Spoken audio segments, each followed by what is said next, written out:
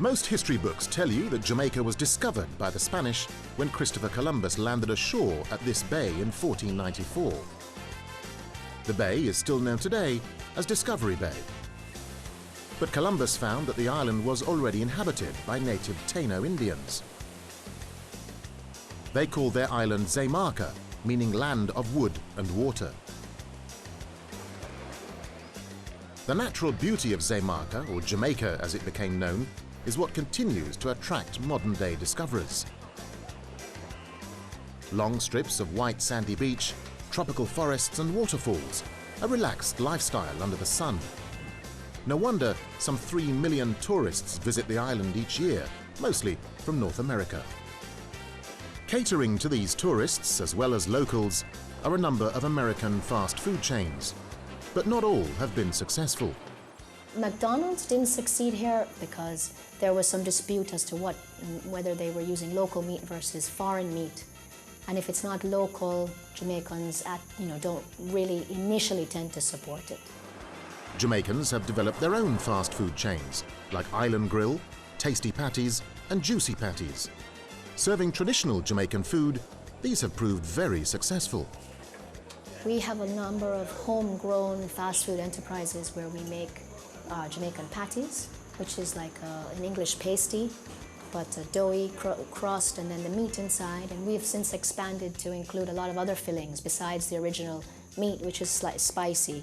We have fish, lobster, vegetarian ones now, soy ones, and we export them all over the world. So they've been successful because people eat on the go and they're proud of our local produce.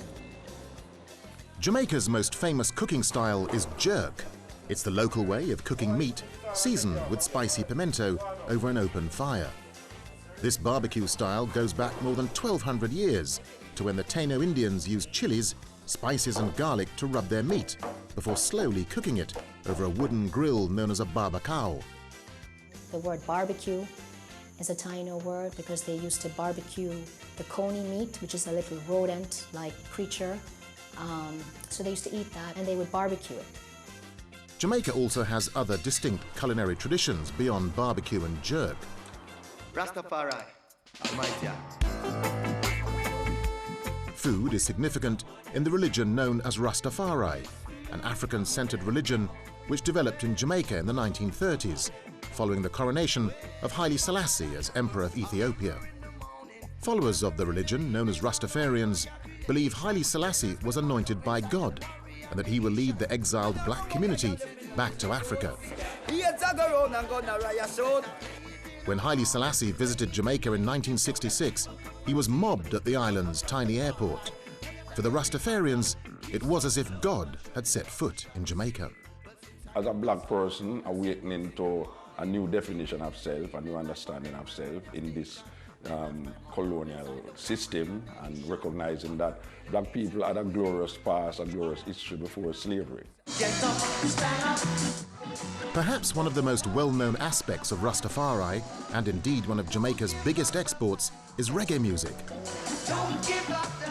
The music played a great important part because there was no really major book written, there were no major what we call evangelists, Rasta evangelists, to spread that message. So the music was like evangelism.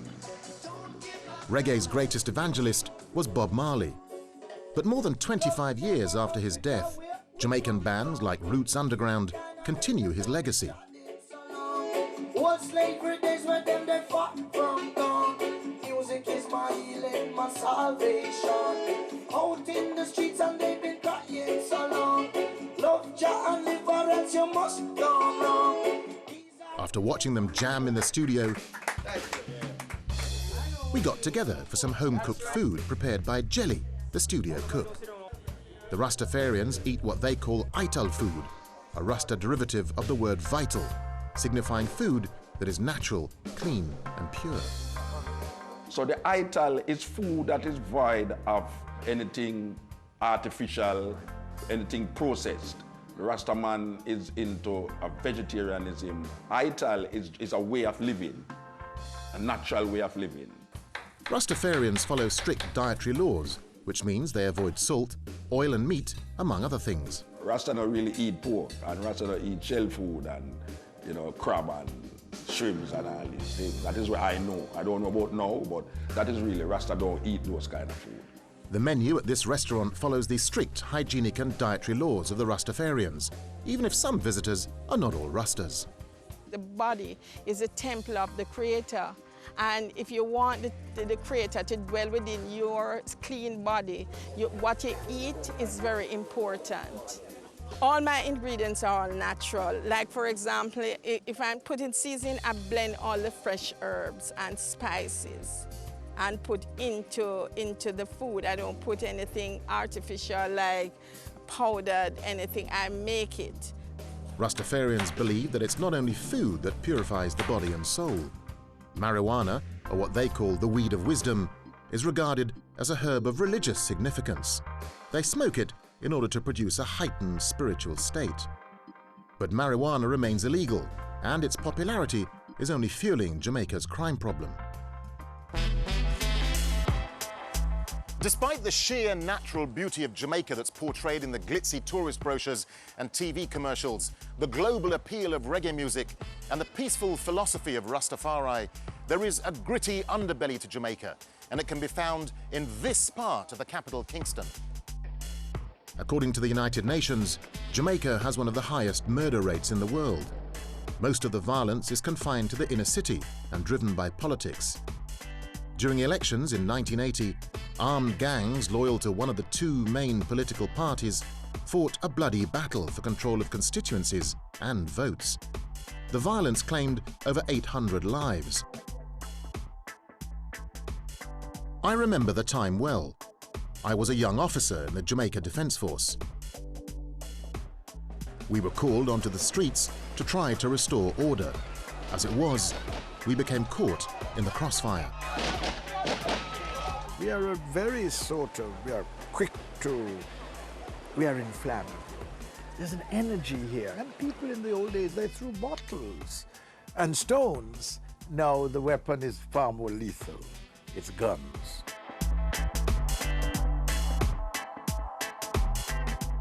These streets in downtown Kingston are no-go areas for outsiders. Tourists don't come here, and filming is no easy matter. We had to obtain permission from the local street gang, who preferred to stay out of camera shot. But the gangs, reportedly, are no longer beholden to the political parties. And the political parties themselves are not in control of these things. Having set something apace, the fire's just gone ahead. So there is that. The violence and lawlessness of downtown Kingston has led many to flee this part of the city. Other Jamaicans left the island entirely to seek a new life abroad, reversing the trend in the past that saw the island as a place of refuge. Today, there are more Jamaicans living outside their homeland than on the island itself. One of the best-known members of the Jamaican diaspora is Colin Channer, an author whom I met on one of his frequent visits to the island.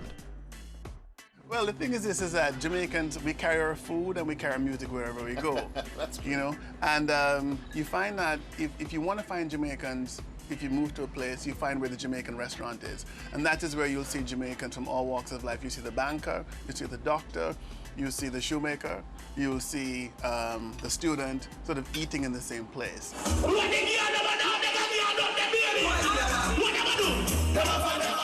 If food can help unite Jamaicans living in the diaspora, then perhaps it can ease tensions on the island itself. And that's one of the ideas behind the weekly street festival known as Passa Passa. The festival is held in the notorious Tivoli Gardens area of downtown Kingston, usually a dangerous no-go area. But for one night each week, people from the richer, safer, uptown parts of Kingston flock here and party with those from downtown. It emerged from the people themselves. When it comes to music, people forget their politics. When it comes to music, people forget their background. Social and political divisions are forgotten amid the eating and dancing which goes on into the early hours. It's an event, it's an experience, and so people from uptown have gone downtown. and continue to go downtown on the particular night of Pasa Pasa and dance and share in the food. The thing about Jamaica that always strikes me is that it's not a perfect place. Nowhere is a perfect place to live, but Jamaica is never boring. Always something is always going on. People are alive. People have a great sense of humor. You see, it's very creative. The people are very creative.